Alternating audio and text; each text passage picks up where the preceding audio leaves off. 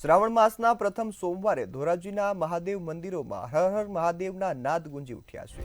ભક્તોનું ઘોડાપૂર મટ્યું। ધોરાજીના મહાદેવ મંદિરોમાં હર હરના મહાદેવના નાદ સાથે તમામ ભક્તિમય વાતાવરણ બની ગયું છે। શ્રાવણના પ્રથમ સોમવારે શિવ મંદિરોમાં ભક્તોની ભીડ જામી છે।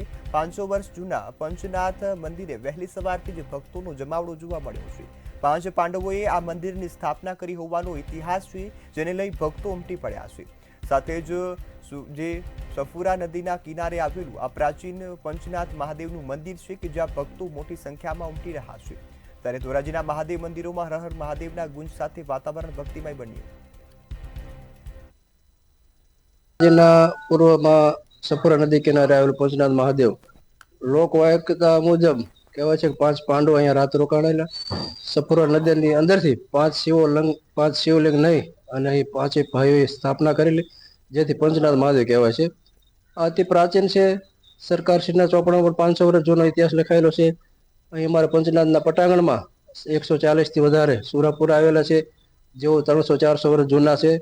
આ ઉપરાંત શ્રાવણ માસ દરમિયાન ખૂબ ભાવિક ભક્તો આવે છે।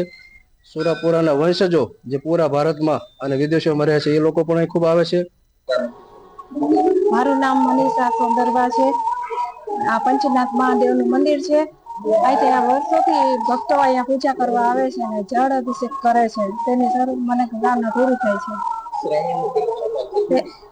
શ્રાવણનો પહેલો સોમવાર છે। ભક્તો અહીંયા પૂજા કરવા આવે છે અને આખો મહિનો પણ ઉપવાસ કરીને પણ અહીંયા જળ અભિષેક કરવા આવે છે।